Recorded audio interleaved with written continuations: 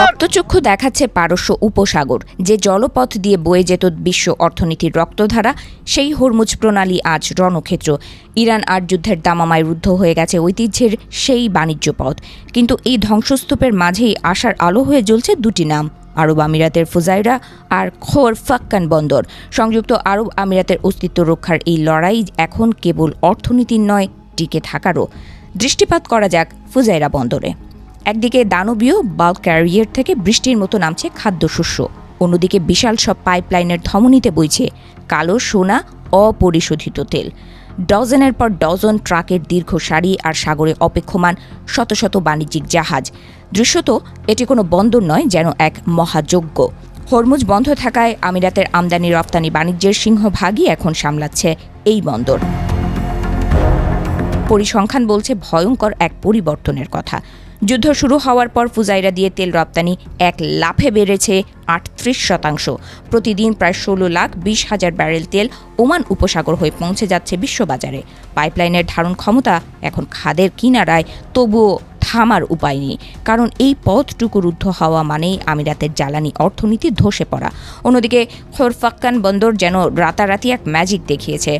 Gulf টাইনারের মতে আগে যেখানে সপ্তাহে ২,০০০ কন্টেইনার আসতো, এখন সেখানে আসছে ৫০,০০০, অর্থাৎ কর্মব্যস্ততা বেড়েছে ২৫ গুণ। যুদ্ধের আগে যে বন্দরে দিনে শখানেক ট্রাক ঢুকত, আজ সেখানে ৭,০০০ ট্রাকের গগনবিদারী হর্ন। এই বন্দরটি এখন আর কেবল ট্রান্সশিপমেন্ট প্ল্যাটফর্ম নয়, বরং জীবনদায়ী ঔষধ ও খাদ্যের প্রধান প্রবেশদ্বারও। কিন্তু এই কর্মব্যস্ততার উপরেই ঝুলছে ইরানের ড্রোনের কালো ছায়া। গত সোমবার ফুজাইরা তেল স্থাপনায় ভয়াবহ ড্রোন হামলা আমাদের মনে করিয়ে দিয়েছে বিপদ কতটা কাছে। আগুনে লেলিহান শিখা আর আহত কর্মীদের আর্তনাদ জানান দিচ্ছে আরব আমিরাতের এই লাইফ লাইন আসলে কতটা ভঙ্গুর। ইরানের রেভলিউশনারি গার্ডের প্রকাশিত মানচিত্রে এই দুই বন্দরকেও যখন নিজেদের আওতায় দেখানো হচ্ছে, তখন শঙ্কা রূপ নেয় আতঙ্কে।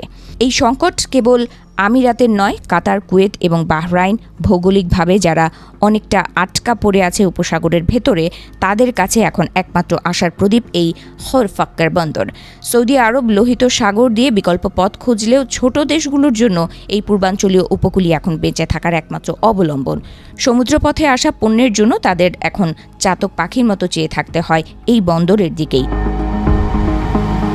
ঝুঁকি সত্ত্বেও দমে যাওয়ার পাত্র নয় আমিরাত। ১০০ হেক্টরের বেশি জমিতে নতুন লজিস্টিক্স হাব তৈরির পরিকল্পনা চলছে, যেখানে বিনিয়োগ হবে $১০ কোটি বেশি।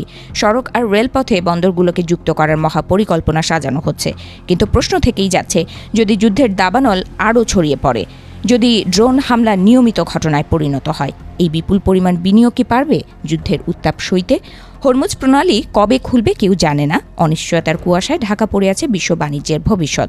তবে আপাতত ফুজাইরা আর খোরফাক্কারের জেটিতে ভিড় করা জাহাজগুলোই বলে দিচ্ছে, বিপদ যত বড়ই হোক, জীবন আর বাণিজ্য তার পথ খুঁজে নেয়। উপসাগরের এই ভঙ্গুর লাইফলাইনই এখন টিকিয়ে রেখেছে কোটি মানুষের স্বপ্ন আর মধ্যপ্রাচ্যের অর্থনীতি।